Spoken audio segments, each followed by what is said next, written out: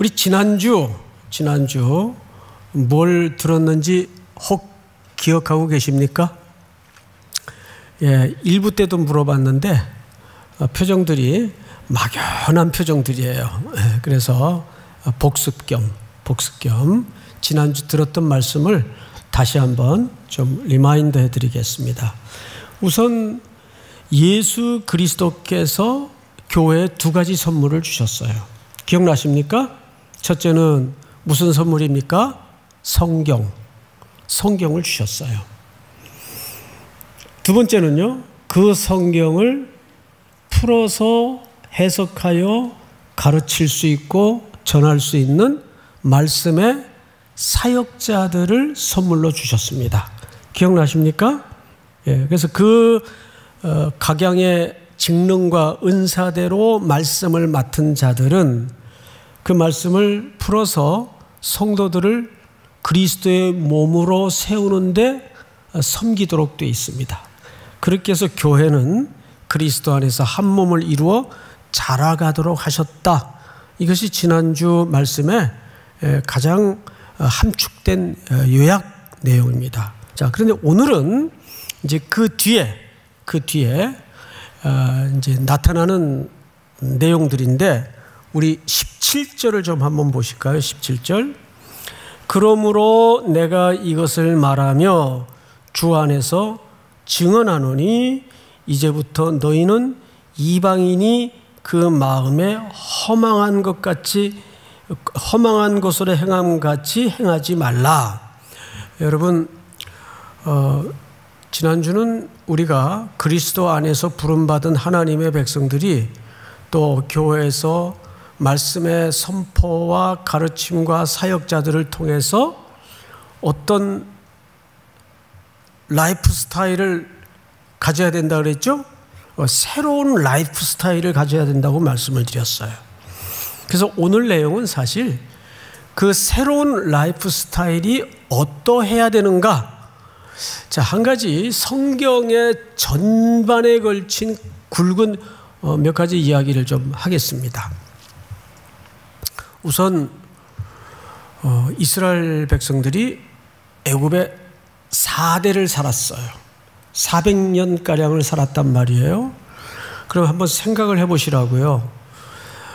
한 민족이 완전히 다른 이방 땅에 들어가서 400년 가까이 4대를 살면 어떻게 변하겠습니까? 문화, 의식 구조, 모든 게 바뀝니다. 그래서 그것이 철저하게 그 민족들 속에 완전히 DNA화돼요.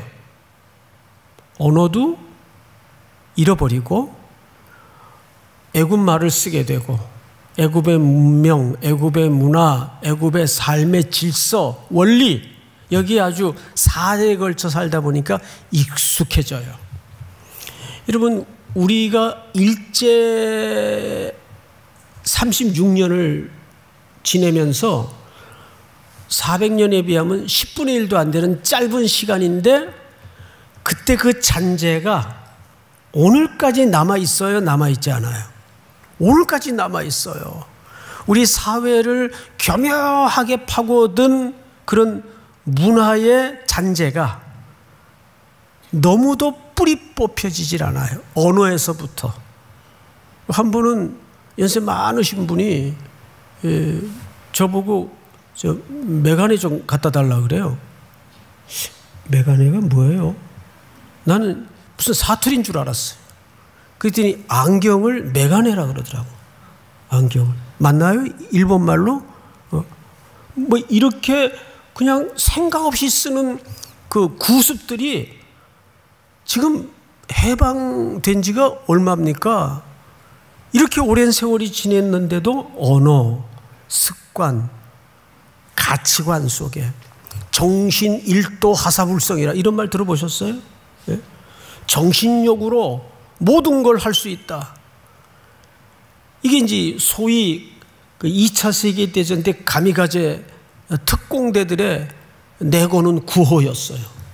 딱 뛰두르고 그냥 자살 특공대. 그러니까 이런 문화가 우리 한국 사람들 의식 구조에 밑바닥에 은근히 두텁게 깔려 있어요. 이거 뽑아내는데 1세기는 더 가야 될 것 같아요. 그런데 4대를 그렇게 살았다고 생각을 해보세요. 쉽게 빠져지겠나. 그래서 그들이 어린 양의 피로 구속을 받는 6월절 밤을 지나서 그 구원받았다는 표를 가지게 되는 홍해를 건너죠. 홍해 건너자마자 거기 새로운 문명이 기다리고 있는 게 아니라 완전히 텅 빈 새로운 진공 상태가 기다리고 있어요. 물도 없고 떡도 없고 입을 옷도 없고 신발도 없고. 그래서 40년 그 광야 생활 동안에 400년 동안 찌들었던 그 애굽의 가치관을 40년 동안 하나님이 어떤 의도를 갖고 그들을 광야에 끌어냈겠어요. 그걸 솎아내고 뽑아내는 거예요. 새롭게 하나님의 군대와 하나님의 백성이 된 히브리 노예들을 광야에다가 던져놓고 오로지 위만 바라보게 만들어요. 위만. 아무것도 없잖아요. 그래서 이 속에 애굽의 질서, 애굽의 관리 체계, 애굽의 승진의 가치, 성공의 가치, 이런 것들을 무용지물로 만들어버리는 게 광야 생활이에요. 이게 옛사람을 벗어버리는 작업이에요. 이게 단박에 되는 문제겠어요? 단박에 되지 않는다고요.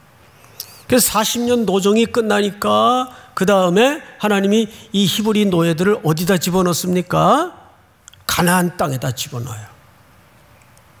그럼 가나안 땅은 또 반대로 기존 7 족속과 우상 문화들이 빼곡히 들어차 있는 새로운 뜻밖의 질서와 우상의 문명이 웅크리고 있는 공간이에요.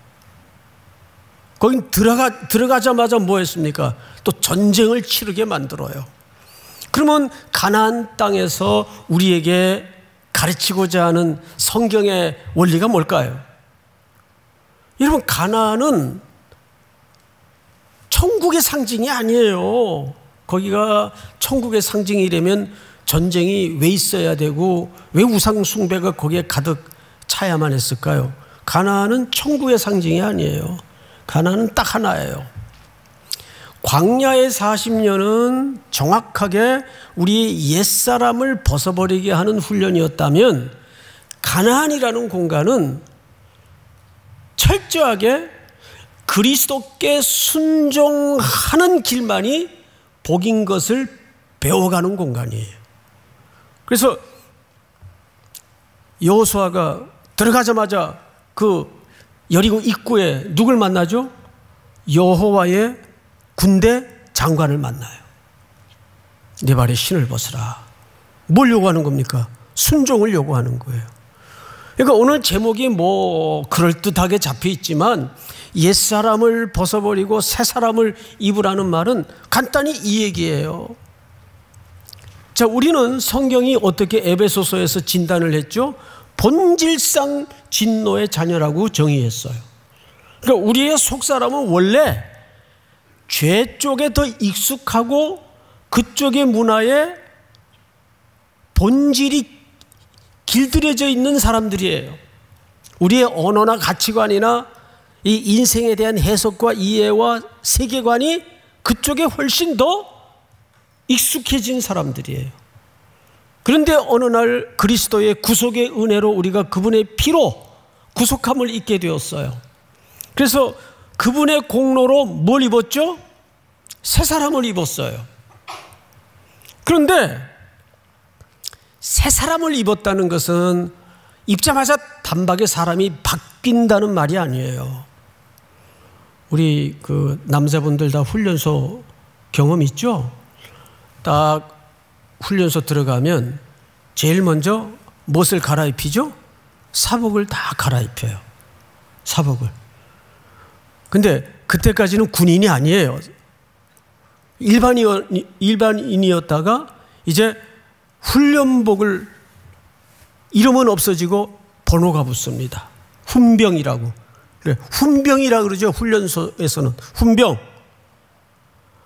그러면 유용소가 이렇게 있으면 유용소 바깥에까지는 그 조교들이, 헬멧 쓴 조교들이 아주 나이스하게 표정도 천사처럼 여기서 이러시면 안 됩니다. 줄 바로 서 주십시오. 부모님들은 좀 한 걸음 좀 뒤에 서 주시기 바랍니다. 막 부둥켜 안고 울고 막 그러니까 어디 전쟁터 가는 것도 아닌데. 그리고 이제 열을 딱 마친 다음에 유병소를 딱 들어와서 우양 앞으로 가 하면 이제 줄이 꺾어져요. 딱 꺾어지면 훔이 마지막 열이 부모들이 보는 데서 안 보일 때까지는 조교들이 아주 천사같이 해요. 그러다가 안 보이는 쪽으로 딱 열이 틀어져서 들어가면 갑자기 표정들이 거의 사탄방불한 표정들이 됩니다. 그때부터 이제 얼차려가 시작이 돼요. 그냥 3선의 정렬, 5선의 정렬 시작해서 누가 그렇게 모든 괴로움이 녹아진 벌을 창출했는지 반나절만 벌 받아도 온몸이 삭신이 쑤시도록 교묘하게 얼차려를 해요. 지금은 좀 험한 일이 없지만 저희 때는 일상이 맞는 거였어요. 일상이 안 맞으면 오늘 왜 그냥 지나갈까 막 불안할 정도로. 그리고 사색과 묵상할 틈을 주지 않고 막 돌려요. 그래서 사회물을 빼는 작업을 합니다. 그리고 이제 4주 또는 6주 훈련이 끝나면 이제 이 짝대기 하나를 달아주면 그때서야 제대로 군인이 되는 거예요. 우리가 군복을 갈아입는다고 군인이 되는 게 아니잖아요. 그러니까 군인과 군인다운 것은 달라요. 그렇죠? 예. 우리가 새 사람이 됐지만 그건 신분을 얘기하는 거예요. 내가 그리스도인의 신분이 됐다고 해서 그리스도인다워지는 거는 다른 문제거든요. 여기에는 반드시 뭐가 걸리죠? 시간이 걸려요. 이 사람이 갑자기 달라지지 않아요. 창세기 28장 15절에 보면 도망가던 야곱에게 하나님이 꿈 중에 계시하여 나타나십니다. 이런 말씀을 하세요. 네가 어디로 가든지 내가 너와 함께 할 것이고 떠나지 아니할 것이며 반드시 이곳으로 돌아오게 하리라 그래요. 돌아오게 하리라. 근데 그게 말이 안 되잖아요. 아니 돌아오게 할 거면 왜 떠나보내요? 그래서 한 바퀴 돌고 오는데 몇 년 걸렸어요? 20년 걸렸어요. 20년 동안 야곱의 자조적 평가가 뭐였습니까? 기억 안 나세요? 눈 붙일 겨를 없이 험악한 세월을 보냈나이다. 그러니까 군대 말로 하면 뺑뺑이를 돌린 거예요. 20년 동안. 한 바퀴 도는데 20년. 생각해 보시라고. 20년 동안 야곱에게 하나님이 의도했던 건 뭘까요? 그 안에 인간적인 욕망. 그는 하나님의 택한 이스라엘이었지만 여전히 그 속에는 야곱이 남아있단 말이에요. 그래서 이스라엘로 이름을 받고도 그는 계속 야곱으로 불려요. 그리스도인으로 신분이 바뀌었음에도 불구하고 아직도 자연인 송태근으로 살 때가 많단 말이에요. 야곱으로 살아요. 그 사람은 한 바퀴 20년 뺑뺑이 돌고 나서 겨우 한 문턱을 넘어가요. 하나를 깨달아요. 인간은 징그러운 죄인이구나. 우리 안에는 여지가 없구나. 예수의 공로가 아니면 우리는 희망이 없는 존재구나. 야복강가에서 야곱이 천사와 씨름했던 게 무슨 뜻이에요? 저 주님 없으면 죽어요. 나 좀 살려주세요.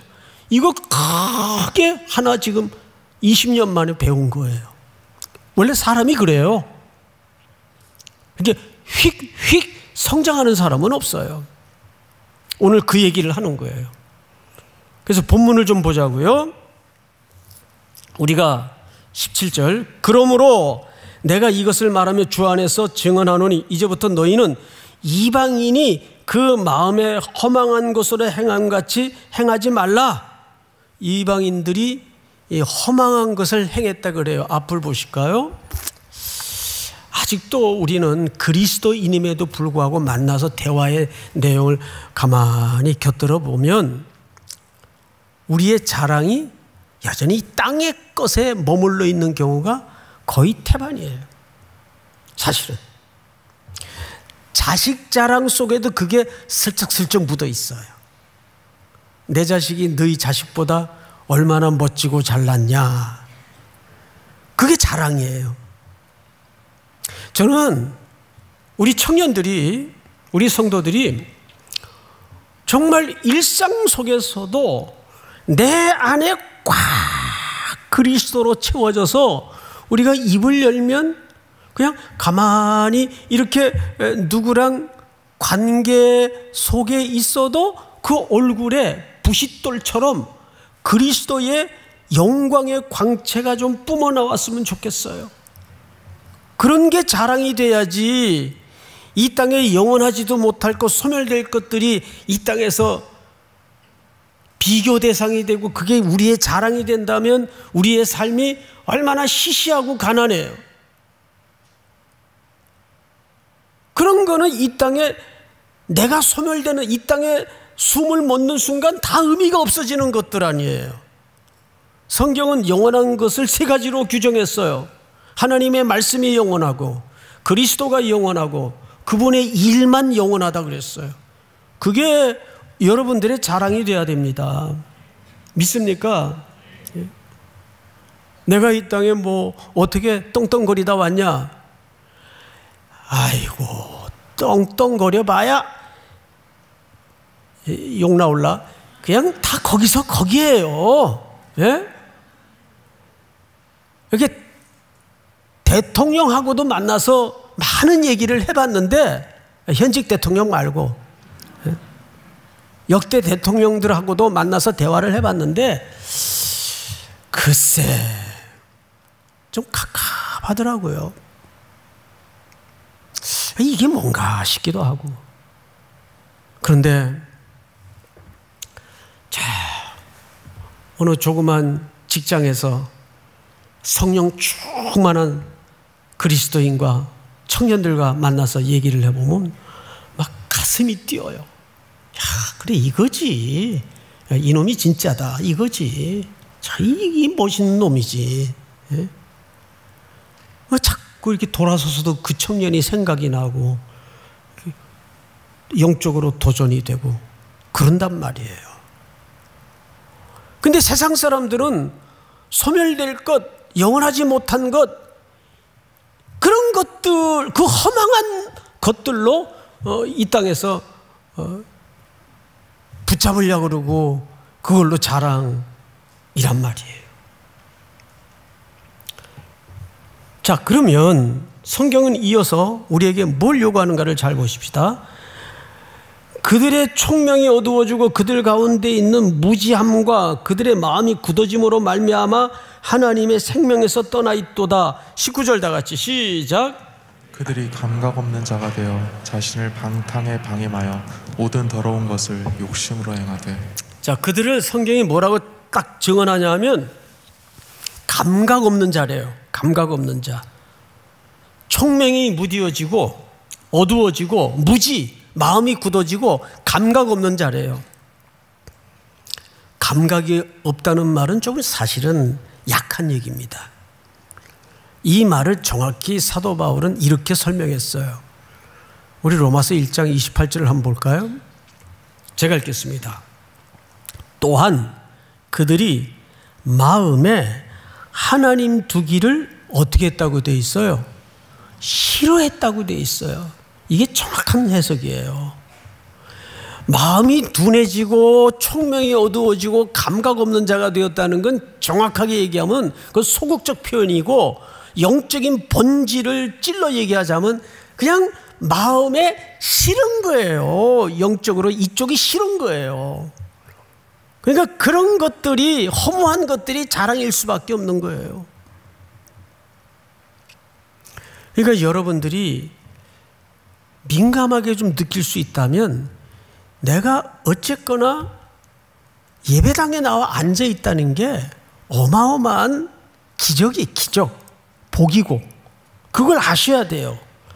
이 예배의 공간과 예배의 자리는 내가 자의적으로 나가고 싶다고 나올 수 있는 공간과 자리가 절대 아닙니다. 뭔가 그래도 내 안에 목마름이 있고 하나님을 향하여 희미하게나마 갈증이 있기 때문에 예배의 자리가 사모되어지고 예배의 자리가 끌려서 나오는 거예요. 그게 영적으로 살아있기 때문에 그래요. 살아있기 때문에. 믿습니까?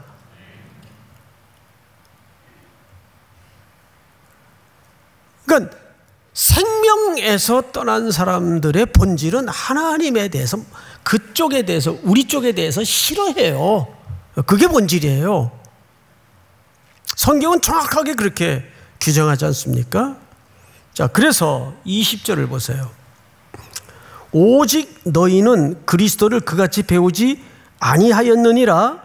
진리가 예수 안에 있는 것 같이 너희가 참으로 그에게서 듣고 또한 그 안에서 가르침을 받았을진데. 앞을 보실까요? 우리 이 본문은 사도 바울이 에베소 성도들에게 한 얘기예요. 그런데 바울이 화법을 어떻게 쓰는가를 유심히 보시라고요. 너희가 그에게서 들었다 돼 있어요. 바울이 한 얘기예요. 그러면 여기서 그는 누구를 가리키는 걸까요? 그리스도를 가리키는 거란 말이에요. 에베소 성도들이 그리스도께 들었대요. 언제 예수님이 부활하셔서도 에베소 성도들 찾아가서 말씀 가르치고 설교한 적 있나요? 그런 적 없다고요. 그런데 성경을 다시 보세요. 진리가 예수 안에 있는 것 같이 너희가 참으로 그에게서 듣고 그랬어요. 예수님에게 직접 들은 것처럼 직접 화법을 썼다고요. 그렇습니까? 안 그렇습니까? 그렇습니다. 이게 아주 중요한 거예요. 사실은 에베소 성도들은 복음을 누구에게 들었습니까? 바울에게 들었어요. 바울은 이 얘기를 하고 싶은 거예요. 내가 예수 그리스도께로부터 받은 성경을 통해서 너희들에게 설교하고 가르쳤지만 그건 누가 말씀하시고 누가 가르친 것이다? 그렇죠. 그리스도가 말씀하시고 그리스도가 가르친 것이다. 왜? 진리는 그분에게서만 나오는 게 진리이기 때문에. 여러분, 주일날 이렇게 예배드리고 나가서 오늘 하나님 말씀 잘 들었다, 오늘 주님께 은혜 받았다 이렇게 표현하지, 오늘 송태근이 얘기 잘 들었다, 송태근이한테 은혜 받았다, 여기 아무도 그런 사람 없잖아요. 무슨 얘기인지 아시겠어요? 누구나 설교라는 방식을 통해서 하나님의 말씀을 들었다 그러지, 그리스도의 말씀을 들었다고 하지, 송태근이 얘기 듣고 송태근이 얘기 은혜 받았다고 얘기하지 않잖아요. 그 얘기를 하는 겁니다. 뒤집어 얘기하면 이 얘기는 그만큼 교회 안에서 하나님이 주신 선물인 성경과 그 성경을 풀어 설교하고 가르치고 해석해야 되는 이 말씀의 사역자들이 중요합니까? 중요하지 않습니까? 굉장히 중요해요. 그래서 여러분들이 예배 본당에 앉아가지고 먼저 예배를 위해서 기도할 때 신령과 진리로 예배하게 해달라고 기도해야 되지만 꼭 빠뜨리지 않고 기도해야 될 제목이 설교자를 위해서 기도해야 돼요. 오늘도 송태건 목사 헛소리 하지 않도록 도와주시고, 말하다가 발음 세지 않도록 도와주시고, 얼굴이 피곤한 것 같은데 새 힘을 주시고, 이렇게 한 4부 5부쯤 가면 저도 막 이 얘기를 3부에서 했던가 1부에서 했던가 막 헷갈려요. 이 똑같은 얘기를 여러분 5번 한다고 생각을 해보세요. 헷갈려요. 정말 성령께서 정신을 바로 붙잡아 주지 않으면 뭔 얘기가. 그래서 맨날 설교 끝나고 난 다음에 이제 방송실에서 문자가 와요. 오늘 몇 부 설교 올려야 될까요? 그러면 올릴 게 없어요. 올릴 게. 그래서 그냥 아무거나 골라서 올리십시오 문자를 보내면 유유유 또 와요. 그래서 몇 부 올리라 그러면 또 몇 대 무슨 설교했지 이렇게 뒤집어 보다가 그 표현은 좀 안 나갔으면 좋겠다 그러면 또 이렇게 잘라요. 네.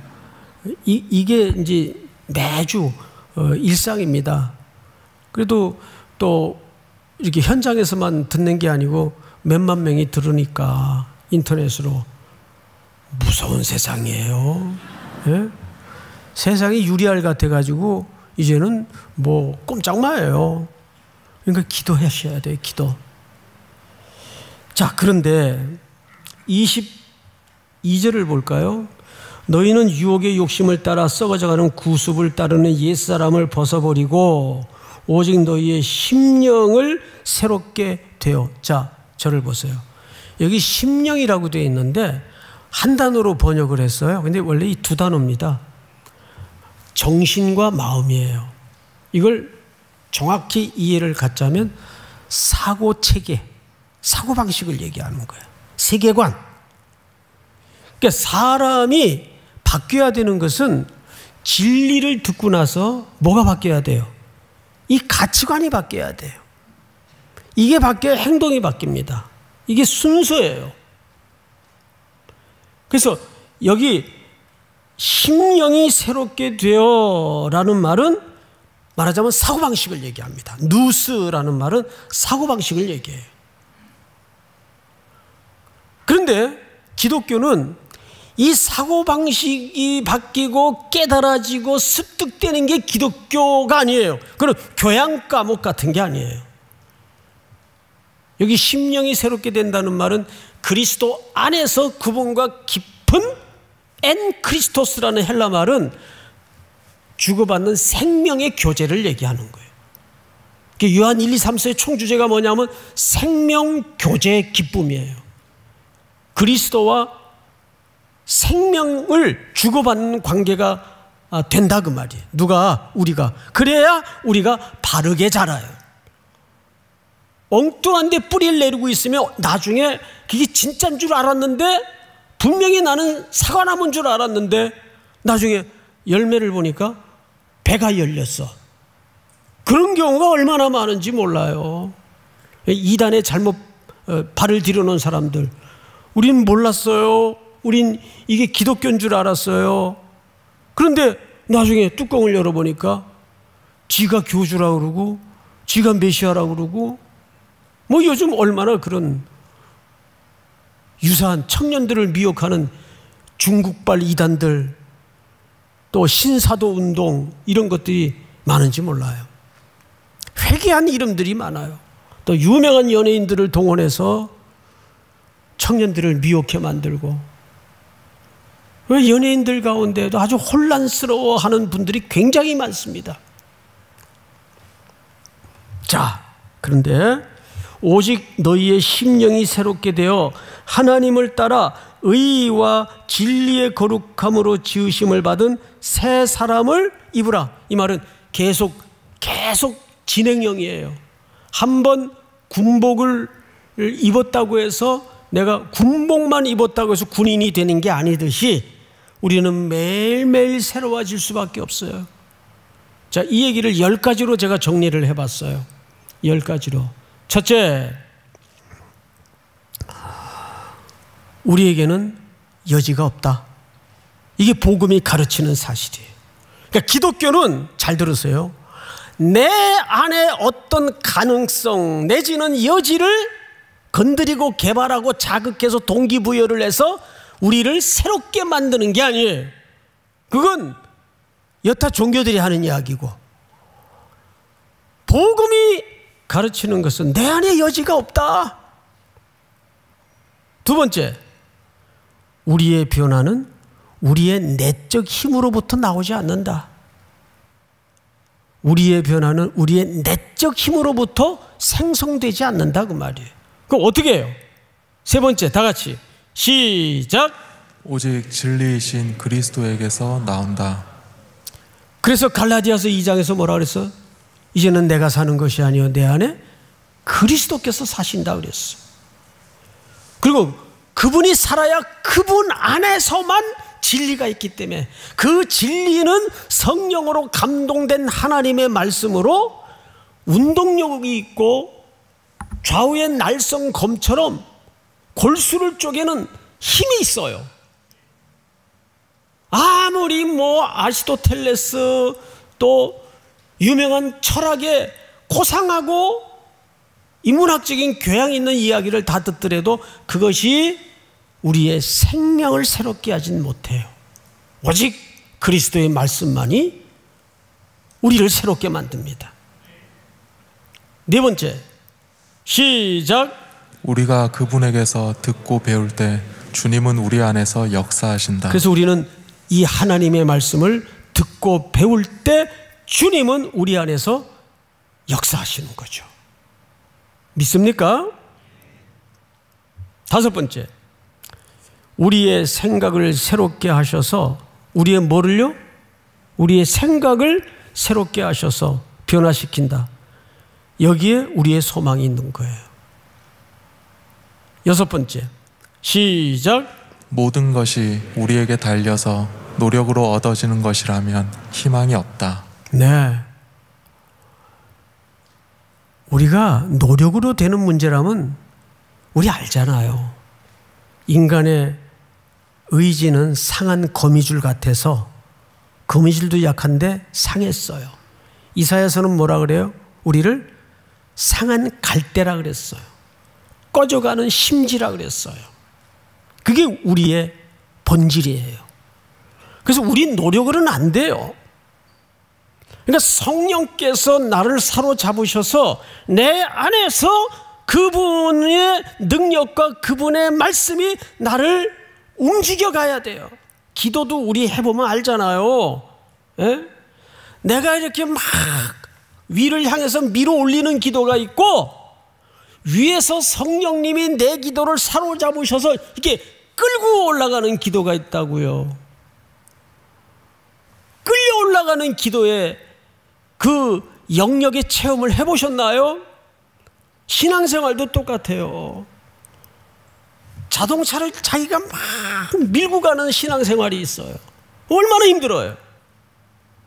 그런데 운전대에 올라타가지고 시동 걸고 붕붕 밟으면 쭉쭉 나가는 신앙생활이 있어요. 이 차원이 다르잖아요. 앞뒤의 차이가 뭘까요? 그건 동력이 다른 거예요. 전자는 내가 동력이 돼야 되는데 후자는 동력이 다르잖아요. 내게 동력이 나가는 게 아니잖아요. 다음 일곱 번째, 그러나 하나님께서 이루신다면 우리는 넘어져도 다시 일어설 수 있다. 왜 그럴까요? 계시록에 예수님을 요한 기자가 뭐라고 설명을 했는가 하면 나는 알파와 오메가라고 정의했어요. 처음과 끝이다 그 말이에요. 그거는 시작과 끝나는 부분을 설명하고자 그렇게 기록한 게 아닙니다. 시작하신 분이 완성하신다 그 뜻이에요. 그러니까 절대 저와 여러분들은 막말로 아무리 넘어져도 망할 수가 없어요. 우리는 시컷 고집 부려봐야 7, 80 뿌리다가 가는데 하나님의 고집은 영원하신 고집이에요. 고집과 고집이 부딪히면 누가 이겨요? 고집 센 사람이 이기지. 근데 어디다가 비교를 해요? 하나님은 영원하신 고집이에요. 여러분들이 이기겠어요? 한번 해보세요. 그러면 이길 자신 있으면 절대 못 이겨요 그분을. 여기에 우리의 안전한 소망이 있는 거예요. 여덟 번째. 시작. 하나님은 우리의 강구보다도 더 크게 역사하시는 능력의 하나님이시다. 우리는 기껏해야 구하더라도 자기의 욕망이라는 탐심이라는 한계 안에서 구할 수밖에 없어요. 진짜 자기에게 필요한 걸 우린 잘 몰라요. 그런데 하나님의 시간은 적절한 아름다움이라 그래요. 적절한 아름다움. 늦지도 않으시고 빠르지도 않으시고 가장 최고의 시간, 그게 성경에서 즉시라는 말이에요. 마태복음 14장에 보시면 풍랑이 있는 제자들을 향해서 예수님이 즉시 다가오시고 즉시 손을 내미시고, 그 말은 막 임박한 급한 급작스러운 이런 이미지의 언어가 아니에요. 적절한 최고의 아름다운 시간, 그건 하나님의 시간입니다. 지금도 오랜 기도를 드리지만 응답이 이루어지지 않고 어느 날 또 뜻밖의 기대도 안 했던 하나님의 은혜가 내게 마주할 때가 있어요. 바로 그 시간이 하나님의 적절한 아름다운 시간입니다. 그러니까 하나님은 우리의 강구보다도 더 크게 역사하시는 능력의 하나님이신 거죠. 이 사실을 믿으시기 바랍니다.